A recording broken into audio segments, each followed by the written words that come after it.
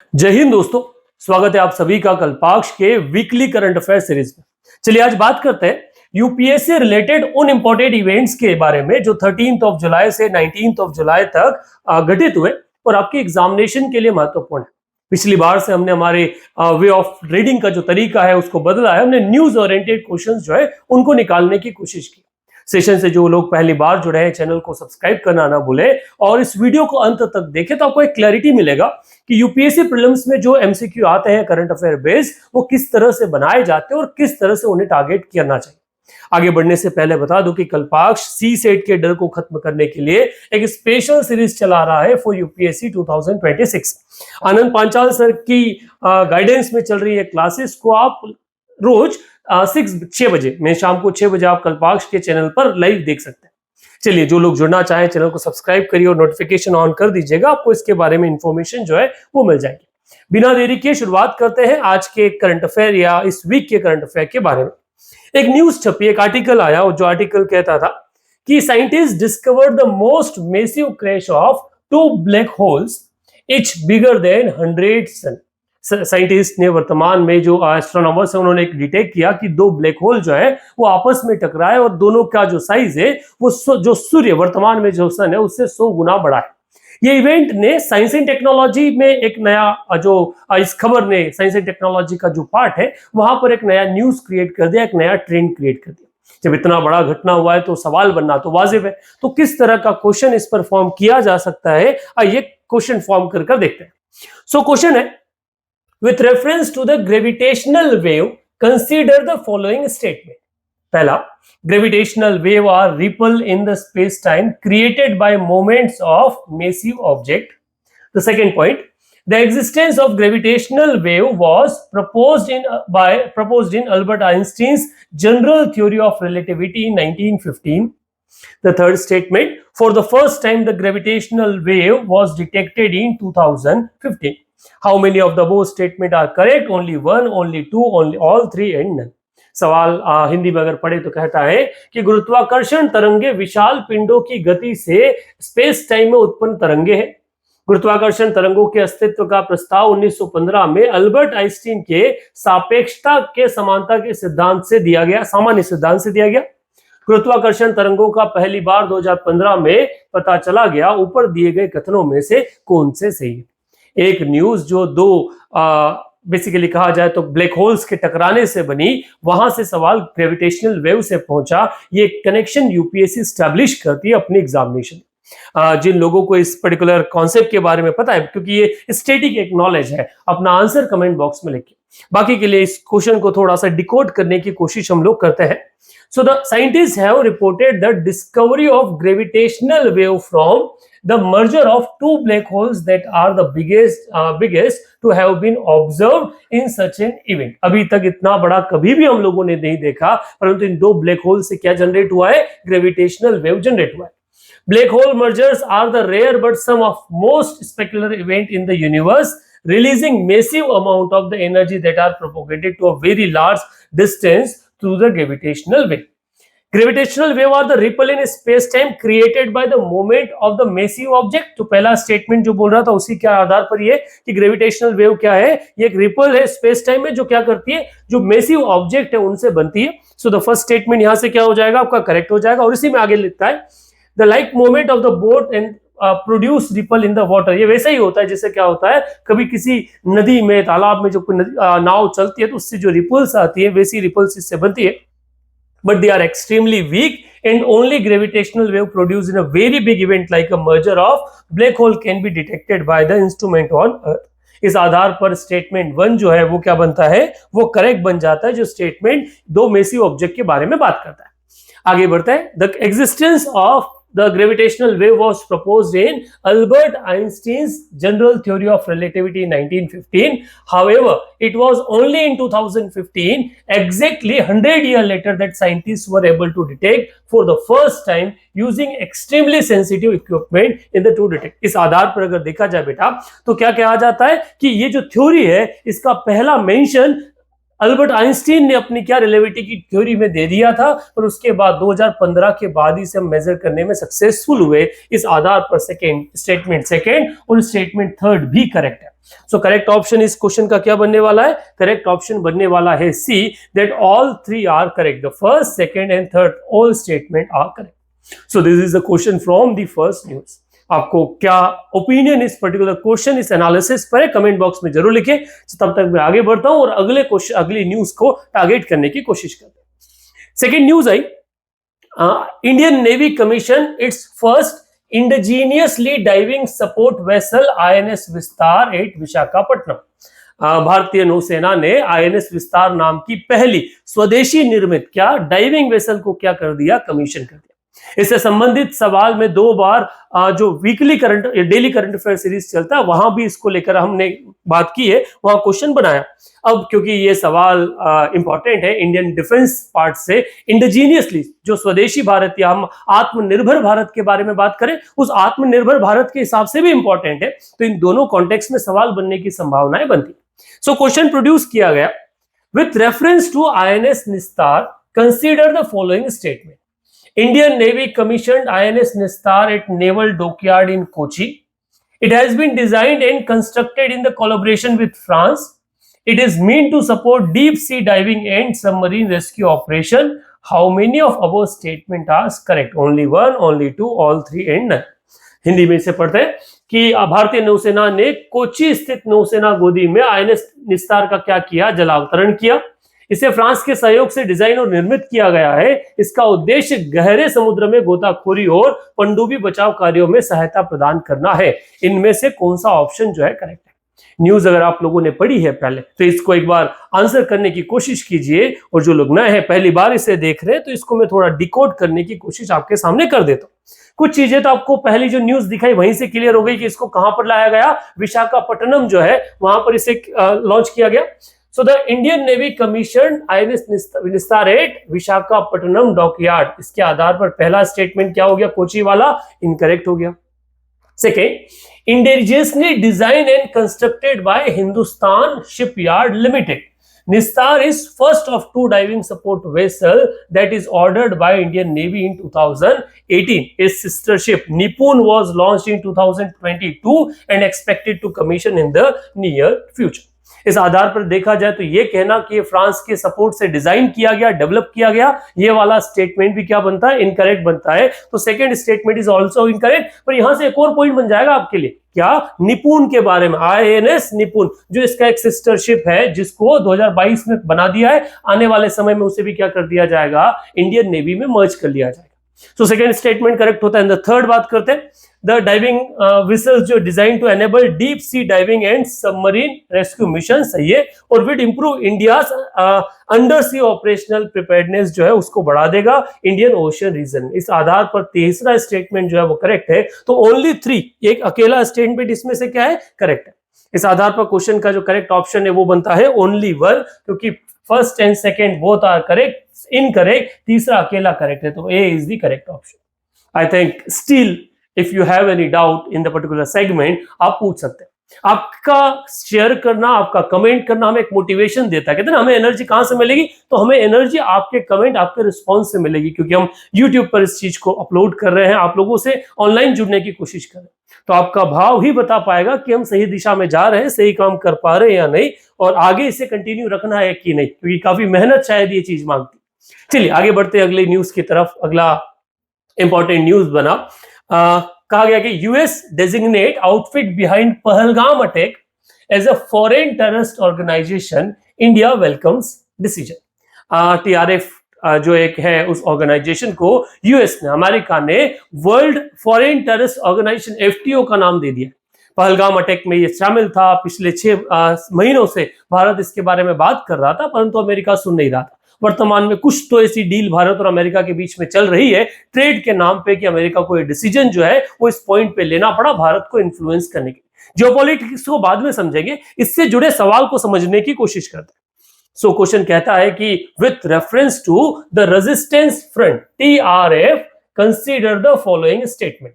It is offshoot of the Afghanistan based terror group Taliban. The Ministry of Home Affairs declared TRF as a terrorist organization under the Unlawful Activity Prevention Act (UPA) in January 2023. Which of the above statement is correct? Only one, two only, both, one and two, or neither one or two. सवाल कहता है कि the resistance front नाम का जो संगठन है उस पर विचार कीजिए। अफगानिस्तान स्थित आतंकवादी समूह तालिबान की एक शाखा है। गृह मंत्रालय ने जनवरी 2023 में ही इसे क्या था, गैर कानूनी गतिविधि रोकथाम अधिनियम जो है उसके तहत एक आतंकवादी संगठन घोषित कर दिया। इन दोनों में से कौन सा स्टेटमेंट सही है? दोनों सही है, एक सही है, दो सही है, या दूसरे नंबर का सही है, या दोनों सही नहीं? अगर आपने एक खबर पढ़ी है, क्योंकि न्यूज में है, हर जगह है, तो आप इस क्वेश्चन को आंसर करने की कोशिश कीजिए। अगर नहीं कर पाते हैं तो मतलब समझिएगा कि हम लोग खबर को सही से नहीं पढ़ रहे, हमारा उस खबर को अप्रोच करने का जो तरीका है ना, वो तरीका ही गलत है। चलिए तब तक मैं आपको आंसर करने की कोशिश करवाता हूं। So the resistance front has claimed responsibility for April 2020 Pahalgam terror attack which resulted in the death of 26 people. Bharat में अगर बात किया जाए तो एक्सटर्नल जो मिनिस्टर है उन्होंने इस बात को वेलकम किया है कि यूएस ने उसे क्या घोषित कर दिया, एक फॉरेन टेररिस्ट ऑर्गेनाइजेशन घोषित कर दिया। द रेजिस्टेंस फ्रंट जो है एक ऑफशूट ऑर्गेनाइजेशन है पाकिस्तान बेस्ड टेरर ग्रुप लश्कर ए तैयबा, ठीक है, LET का क्या है मतलब तालिबान का ऑफशूट नहीं है, किसका है? लश्कर ए तैयबा का। तो इस आधार पे पहला स्टेटमेंट तो इनकरेक्ट हो गया। दूसरा बात करें तो मिनिस्ट्री ऑफ होम अफेयर्स ने इसे क्या है, टेररिस्ट ऑर्गेनाइजेशन डिक्लेयर किया है, UAPA unlawful prevention activities prevention act in January 23। इस आधार पर सेकेंड स्टेटमेंट क्या बनता है? करेक्ट बनता है। तो अगर इस क्वेश्चन के आधार पर समझा जाए बेटा तो पहला वाला इनकरेक्ट है, ओनली 2 इज करेक्ट। तो करेक्ट ऑप्शन क्या हो जाएगा? B is the correct option for question number that particular question. शायद आपने खबर क्योंकि जब भी कोई खबर आती है बेटा तो उसका डिटेल एनालिसिस न्यूज़पेपर वाले देते हैं, पर हम उसकी माइन्यूट डिटेल पढ़ना क्या होते हैं भूल जाते हैं। चलिए बिना देरी की आगे बढ़ते, आगे चीजों को की जबरदस्ती की बात में टाइम वेस्ट करने पर शायद हम फोकस नहीं करते। तो अगले क्वेश्चन, अगली न्यूज की तरफ बढ़ते। न्यूज कहती है कि रॉबर्ट वाड्रा जीजाजी, नेशंस जीजाजी की प्रॉपर्टी को ईडी ने अटैच कर लिया है। ईडी एनफोर्समेंट डायरेक्टोरेट लगातार रॉबर्ट वाड्रा से जुड़े उन इवेंट्स के बारे में, करप्शन चीजों को क्या कर रहा है, इंक्वायर कर रहा है। उसी से जुड़ा एक सवाल बनता है क्योंकि ईडी न्यूज में, और ईडी खाली रॉबर्ट वाड्रा के कारण नहीं, ईडी रुपेश बघेल के कारण भी न्यूज में है, क्योंकि जो भूपेश बघेल जो छत्तीसगढ़ के सीएम थे उनके लड़के को भी ईडी ने अरेस्ट कर लिया है मनी लॉन्ड्रिंग के केस में। तो ईडी लगातार न्यूज में, तो उससे एक सवाल जो है वो बनता है, उसको थोड़ा सा एनालिसिस करने की कोशिश करते हैं। क्वेश्चन है, with reference to attachment of property by enforcement directorate, consider the following statement. According to section 5 of PMLA, the director of ED and any other officer, deputy director authorized by him can issue ordered for attachment of property that is suspected to have been acquired within the proceed crime in case of the scheduled offense. The order is valid for 1 year. Which of the above statement is given correct? पहला हिंदी में से पढ़ने की पढ़ते हैं कि कहता है कि PLMA एक्ट की जो धारा 5 के अनुसार ईडी का निदेशक या उसके द्वारा अधिकृत कोई भी अधिकारी किसी अनुसूचित अपराध मामले में अपराध की आय से अर्जित की गई संपत्ति की कुर्की का आदेश दे सकता है, और यह आदेश 1 वर्ष के लिए वैध होता है। इनमें से कौन सा स्टेटमेंट जो है वो करेक्ट है? अगर आप यूपीएससी की तैयारी कर रहे हैं और आप पिछले समय, क्योंकि पिछले 4 से 5 सालों से ईडी न्यूज में, अगर आप ईडी को गो थ्रू है तो आपको इस क्वेश्चन का आंसर आपसे बनना चाहिए। और अगर आप नहीं बना पा रहे, इसका मतलब है कि हमारी तैयारी में कुछ कमी है, हम उसको 360 डिग्री टॉपिक को कवर नहीं कर पा रहे। जो लोग सिविल सर्विस से पढ़ रहे हैं इसको आंसर करने की कोशिश कीजिए, जो लोग पहली बार इस टॉपिक को देख रहे हैं उसे मैं थोड़ा सा एक्सप्लेन करने की कोशिश करता हूं। So the ED has submitted charges against Robert Vadra, approve जो इंडिकेट हुआ है उस केस से हमें इतना बहुत ज्यादा मतलब नहीं, पर according to section 5 of PMLA, the director of ED and other officer authorized by him can issue order for attachment of property that is suspected to have been acquired with the scheduled crime. इस आधार पर कौन सा statement correct हो जाता है? पहला statement जो है वो करेक्ट हो जाता है, जो ये इसी पॉइंट के बारे में क्या करता है, बात करता है। सेकेंड अगर बात करें तो the order is valid for 180 days. कितने दिन के लिए है वो? 180 डेज के लिए है, मतलब 6 महीने के लिए वैलिड रहता है, न कि 1 साल के लिए। क्योंकि 6 महीने के लिए वैलिड है तो सेकंड स्टेटमेंट अपने आप में इनकरेक्ट हो जाता है। तो इनमें से कौन सा स्टेटमेंट करेक्ट होगा गिवन क्वेश्चन के लिए? तो वो आपका करेक्ट होगा ओनली 1। ठीक है, पहला अकेला क्या है, करेक्ट है, सेकंड वाला स्टेटमेंट गलत हो जाता है। चलिए आगे बढ़ते हैं अगली न्यूज के बारे में जो शायद मार्केट में आई। प्रधानमंत्री द्वारा एक नई स्कीम लॉन्च की गई एग्रीकल्चर डेवलपमेंट के लिए, नाम है धन Dhanya Krishi Yojana, the new scheme to develop 100 agri district across the country. Dhan Dhanya योजना से जुड़ा एक सवाल हमने डेली करंट अफेयर वाला जो सेशन चलता है वहां भी इन चीजों को कवर किया, क्योंकि वहां पर कवर करने का तरीका अलग होता है, वो फैक्चुअल बेसिस पे होता है, हम वन लाइनर क्वेश्चंस वहां पे लेकर आते हैं। चलिए धन धान्य योजना के बारे में अगर आपने पढ़ा है तो ये क्वेश्चन हम आपके लिए लेकर आए, इसको आंसर करने का कोशिश आप कीजिए। With reference to Dhan Dhanya Krishi Yojana, consider the following statement. It is a scheme to develop 100 agricultural districts through the conversion of 36 schemes in 11 ministries. The scheme will be implemented for 10 years beginning with the current financial year 2025-26. The district agriculture and allied activity plan will be prepared by district Dhan Dhanya Samiti headed by Chief Minister. How many of above statement are correct? एक अकेला, दो या तीनों या कोई भी नहीं। अगर बात करें हिंदी में तो यह 11 मंत्रालयों की 36 योजनाओं के अभिसरण के माध्यम से 100 कृषि जिलों के विकास की एक योजना है। यह योजना चालू वित्तीय वर्ष 2025-26 से शुरू होकर 10 वर्षों तक क्रियान्वित की जाएगी। जिला कृषि एवं सब गतिविधियों योजना में मुख्यमंत्री की अध्यक्षता वाली जिला धन धान्य योजना समिति द्वारा तैयार किया जाएगा। इनमें से कौन सा स्टेटमेंट करेक्ट है? फिर वही चैलेंज, अगर आप यूपीएससी की तैयारी कर रहे हो और इस न्यूज को आपने कवर किया है तो क्वेश्चन का आंसर आपसे बनना चाहिए। नहीं बन रहा है मतलब हमें इंट्रोस्पेक्ट करने की कोशिश, आप अपना आंसर कमेंट बॉक्स में लिखिए, तब तक मैं इसको एनालिसिस करने की कोशिश करते हैं कि ये क्या है। सो union cabinet approved the prime minister धन धान्य योजना फॉर योजना a scheme to develop 100 agriculture district through convergence of 36 scheme of 11 ministry। इस आधार पर पहला स्टेटमेंट क्या हो गया? करेक्ट हो गया कि भैया 100 जिलों के लिए 36 स्कीम जो 11 मंत्रालय द्वारा चलाई जा रही है उन सबको मिक्स करके एक योजना है बना दी है, मतलब रीपैकेजिंग कर दी है, दूसरी भाषा में बोला जाए। सेकेंड अगर बात करें, the scheme has outlay of 24,000 crore per year and will be implemented for 6 year beginning with the current financial year. तो जो ये कह रहे हैं कि 10 साल तक लगाया जाएगा, तो 10 साल नहीं चलाने वाले भाई साहब, इसको खाली कितने साल चलाई जाएगी? आपका 6 साल तक चलाया जाएगा फॉर फर्स्ट 6 ईयर। तो इस आधार पर सेकंड स्टेटमेंट क्या हो जाएगा? इनकरेक्ट हो जाएगा। A master plan for implementation of प्रधानमंत्री धन धान्य कृषि योजना will be include agriculture and allied activity will be drawn every district and the district agriculture and allied activity plan will be prepared by district धन धान्य समिति headed by home? The collector. अब यहां पर एक बहुत माइन्यूट सा point है, वहां क्वेश्चन में बोला है हेडेड बाय चीफ मिनिस्टर और यहां बोला है हेडेड बाय कलेक्टर। थोड़ा सा लॉजिक भी था कि क्या चीफ मिनिस्टर सारे जिलों की कमेटी को हेड कर सकता है? नहीं, ये जिम्मेदारी किसके हाथ होती है? कलेक्टर के हाथ में। तो थर्ड स्टेटमेंट भी क्या हो जाएगा? इनकरेक्ट हो जाएगा। इसलिए इस आंसर का, इस क्वेश्चन का जो करेक्ट आंसर बनेगा वो बनेगा फर्स्ट ओनली, क्योंकि only one the first statement is correct. दोनों स्टेटमेंट क्या है? इनकरेक्ट है। अभी तक के जो क्वेश्चंस आप लोगों ने देखे वहां से आप क्या सोचते हो इसके लेवल पर, इस वीडियो के लेवल पर, इस सेशन के लेवल पर, अपने ओपिनियन कमेंट बॉक्स में डालिएगा।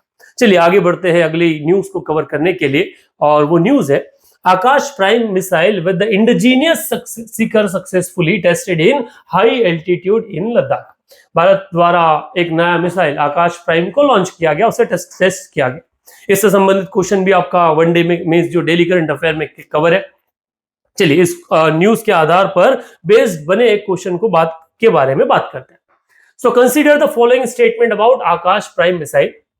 It ensure more reliable performance under low temperature environment at higher altitude. Akash missile is a short medium range surface to air missile. It has indigenously active radio frequency seeker to improve accuracy or to hit aerial target. How many of our statement are correct? इधर अगर बात की जाए तो यह अधिक ऊंचाई पर कम तापमान वाले वातावरण में अधिक विश्वसनीय प्रदर्शन सुनिश्चित करती है। आकाश मिसाइल एक छोटी से मध्यम दूरी तक सतह से हवा में मार करने वाली मिसाइल है और हवाई लक्ष्यों में बेहतर सटीकता के प्रहार करने के लिए इसने एक स्वदेशी सक्रिय रेडियो फ्रीक्वेंसी का क्या किया गया? इस्तेमाल किया गया है, सीकर लगाया गया है। कौन सा स्टेटमेंट इन सब में से करेक्ट है? अगर आपने न्यूज कवर की तो इसको आंसर करने की कोशिश कीजिए। मैं इसको ब्रॉडली आपके बारे में थोड़ा समझा देता हूं। Akash prime which is upgraded variant of Akash weapon, ठीक है, जो हाई एल्टीट्यूड में परफॉर्म करने के लिए बना है, जिसे सक्सेसफुली टारगेट किया गया, हिट आउट किया गया आपका लद्दाख वाली रेंज में। The successful validation of the Akash Prime weapon system has been done by Air Defense System and Defense Research Organization, Indian Army and the Air Defense System जो organization है उसके द्वारा in conjunction with Defense PSU with the Bharat Dynamic Limited and Bharat Electronic Limited with other industry. तो कई सारे संगठन इसमें क्या है शामिल है. Initial version of Akash missile is operational range of 27 to 30 kilometre and a flight altitude around 18 kilometre. The Akash Prime जो है इसका underwent a maiden flight in September to has the same range and that earlier version but has a crucial new additional of a indigenously active radio frequency.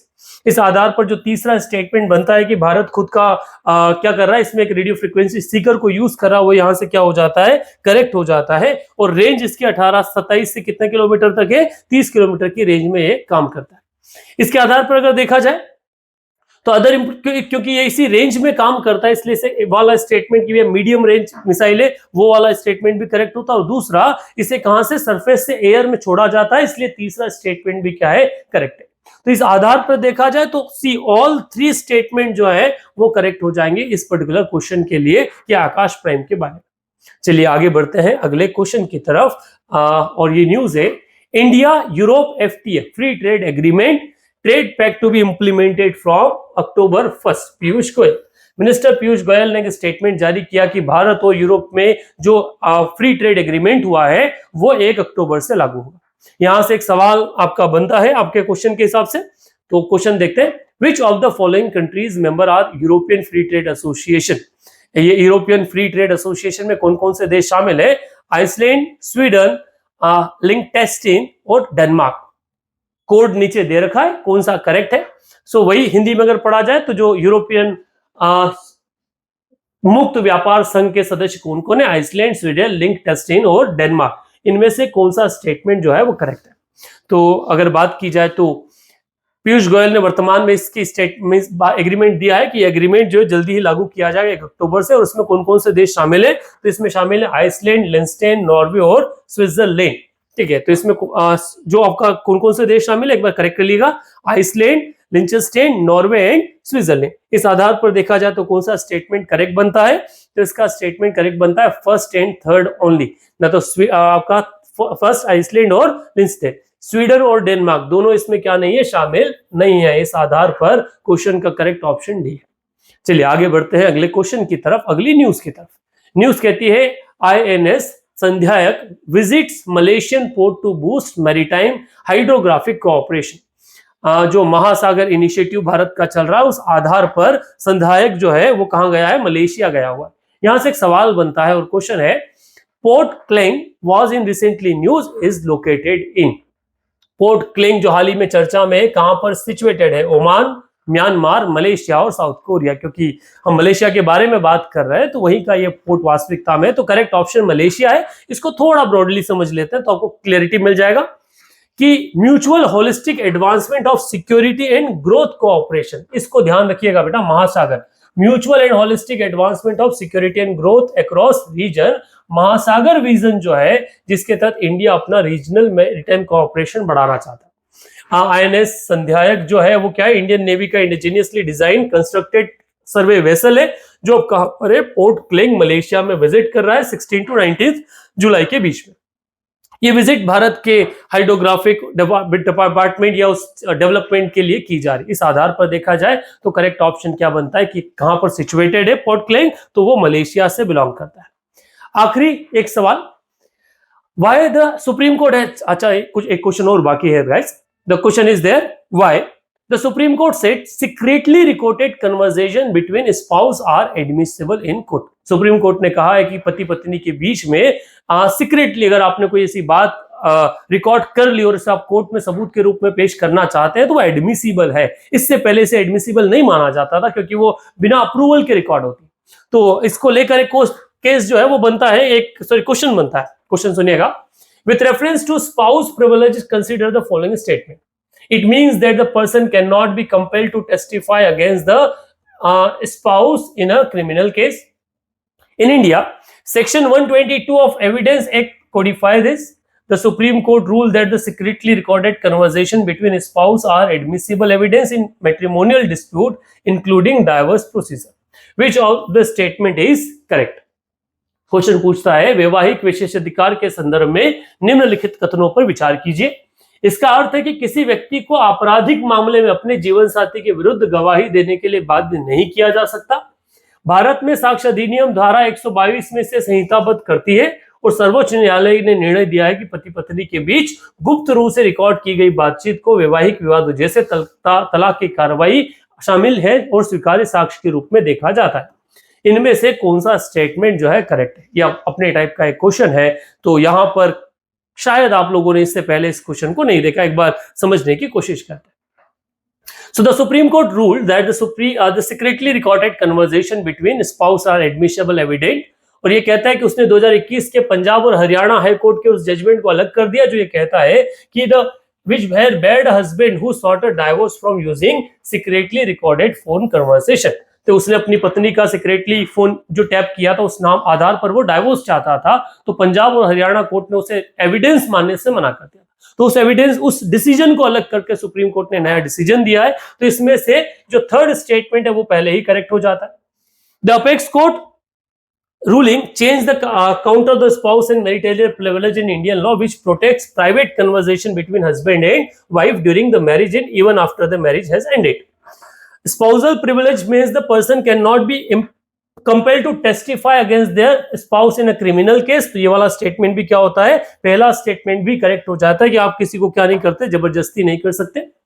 In India section 122 of the evidence act codify this, और यही कहता है कि no person who has been married shall be compelled to disclose any communication made him during the marriage by a person, और उस बीच में कोई भी संबंध बनाए। इस आधार पर स्टेटमेंट 2 भी क्या बनता है, करेक्ट। तो तीनों स्टेटमेंट यहां पर क्या है, all 3 statement are correct, so D is the correct option for particular question. चलिए आगे बढ़ते हैं अगले क्वेश्चन की तरफ। और the next question, Gujarat became the first state to launch genome sequencing project for tribal minister. ये भी पहले हम लोगों ने क्वेश्चन में आपका जो डेली करंट अफेयर में कवर की ही खबर है। जो पॉइंट कहता है कि कौन सा क्वेश्चन है, which of the following state became the first to launch genome sequencing project for tribal. Bharat में निम्नलिखित में से कौन सा राज्य आदिवासियों के जीनोम अनुक्रमण परियोजना को शुरू करने वाला पहला राज्य बना है? तो कौन सा बना है, गुजरात। यहीं से आपकी क्या कहती है, खबर कहती है। इसका एक बार आप थोड़ा डिटेल वर्जन भी समझने की कोशिश कीजिएगा कि बेसिकली जीनोम सीक्वेंसिंग होती क्या है। बायोटेक्नोलॉजी का ये टॉपिक आपका मेंस और प्रीलिम्स दोनों के लिए काफी महत्वपूर्ण। तो इस आधार पर इस क्वेश्चन का तो आंसर जो है वो क्या है, वो गुजरात है। और ये वो करंट अफेयर्स थे जो इस पूरे वीक से, ये वो क्वेश्चंस थे, इवेंट्स थे जहां से क्वेश्चन बनने की संभावनाएं हमें प्रबल दिखती है। सेशन कैसा लगा कमेंट बॉक्स में जरूर लिखिएगा। अगर अच्छा लगा हो तो शेयर जरूर कीजिएगा अपने दोस्तों के साथ। Thank you very much, stay tuned.